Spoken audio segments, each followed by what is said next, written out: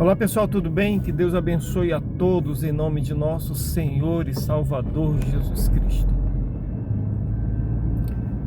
A gente vai trazer para você hoje uma reflexão sobre um assunto muito importante, muito sério, porque é sobre um assunto que tem levado muitas pessoas a perderem o caminho da salvação. Um assunto que faz muitas pessoas caírem no engano de Satanás, que faz as pessoas tratarem, olharem para a obra de Deus, para o Evangelho de Cristo, como se fosse um comércio espiritual, comércio da fé.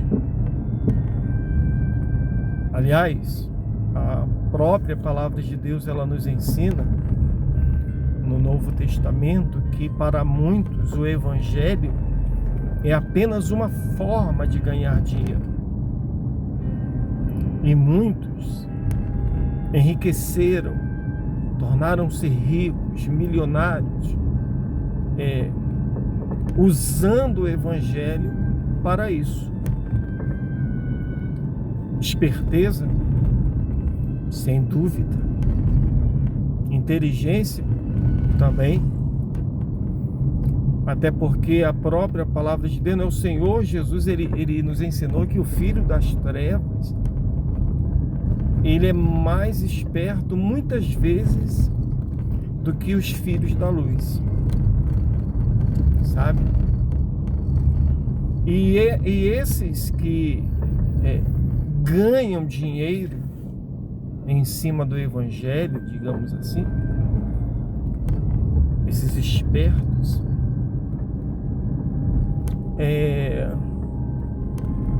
eles usam uma tática, digamos assim, quase infalível.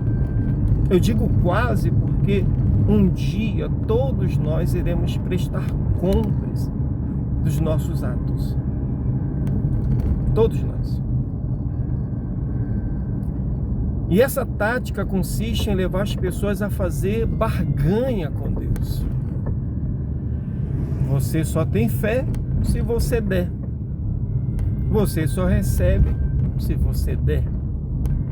E quanto mais você der, mais você recebe. É uma aposta.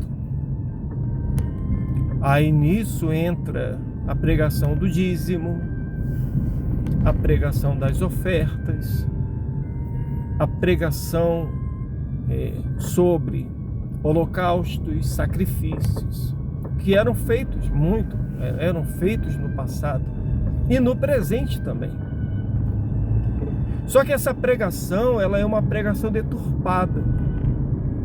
Por quê? Porque leva a pessoa a se tornarem, entre aspas, dizimistas, ofertantes, sacrificantes, mas não levam as pessoas a se converterem, a terem uma vida com Deus. Elas fazem seus sacrifícios, dão suas ofertas, seus dízimos, apenas com o intuito de receber muito mais em troca, sem terem vida com Deus, sem buscarem verdadeiramente uma intimidade com Deus.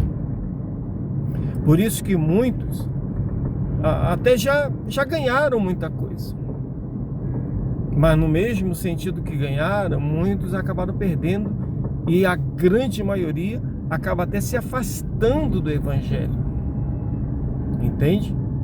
Se afastando por quê? Porque sem uma base, ela começa a achar que porque ela tem uma certa condição, ela é uma pessoa que não precisa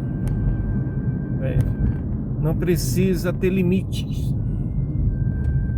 Então, esse tem sido o motivo pela qual muitas pessoas vêm perdendo a confiança no evangelho puro, no evangelho límpido, no evangelho da salvação de Cristo Jesus. Agora, não é que o dízimo e as ofertas ou o sacrifício na atualidade sejam errados.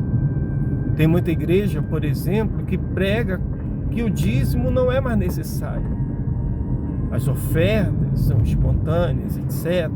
Quer dizer, ela tenta ganhar a confiança das pessoas, tirando de lado o dízimo e as ofertas.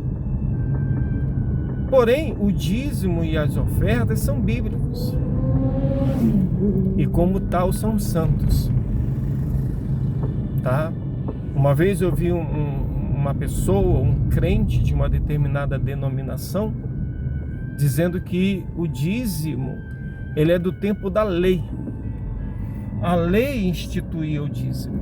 E o Senhor Jesus, ele veio para quebrar as obrigações da lei. Quer dizer, um jeito dele se eximir do dever, né? Porque nós temos o dever de ser dizimista. Obrigados? Não, Deus não vai obrigar.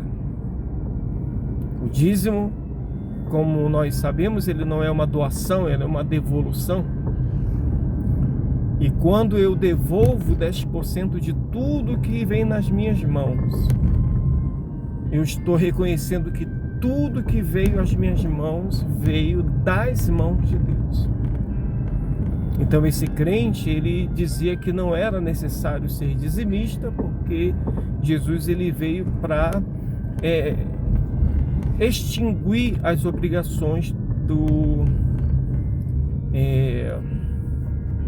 Antigo Testamento, da lei.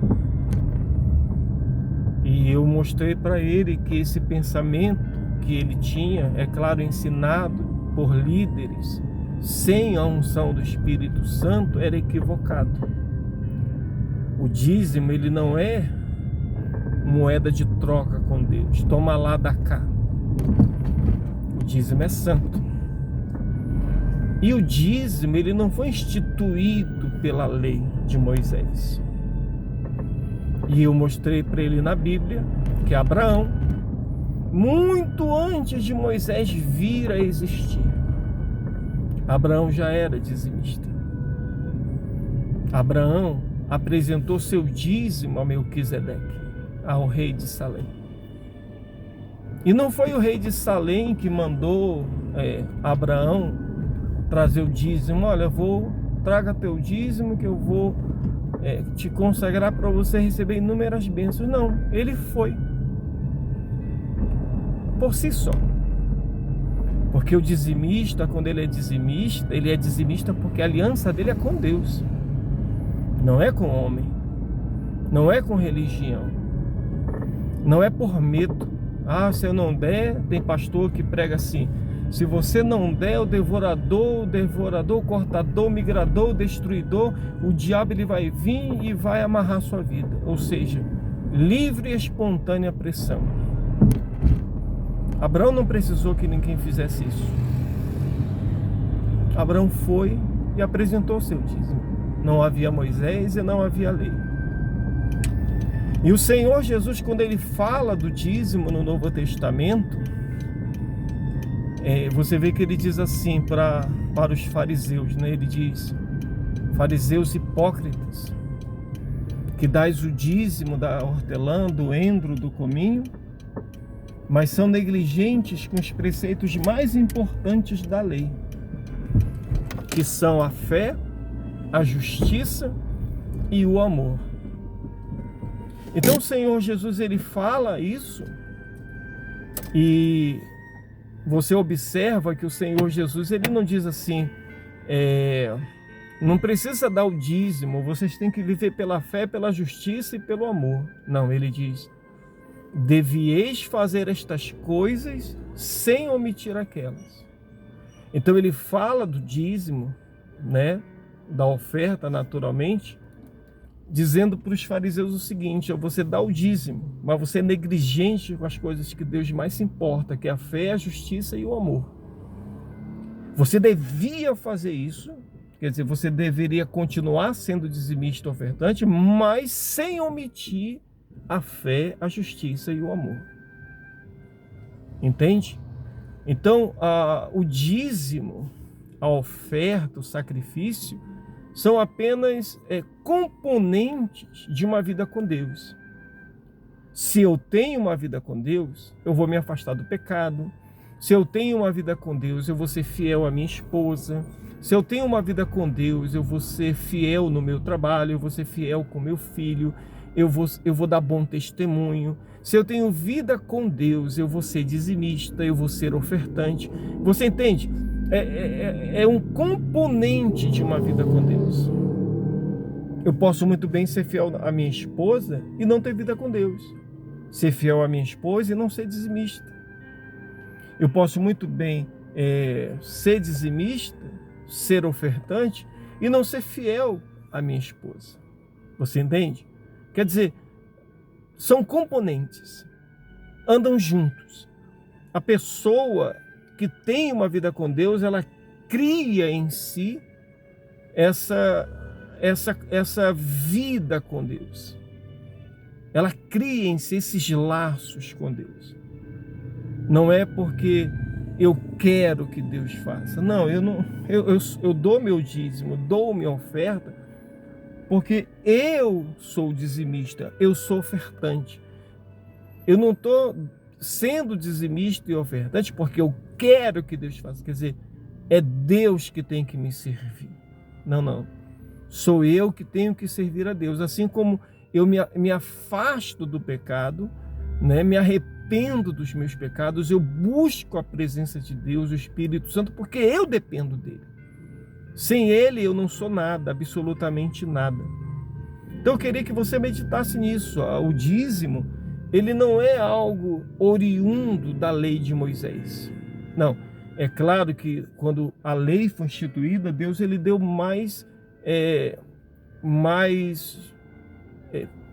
força para isso. Deus ele deu mais explicações sobre isso. Mas o dízimo já existia muito antes da lei. E quando o Senhor Jesus ele veio, ele não veio para abolir o que a lei dizia.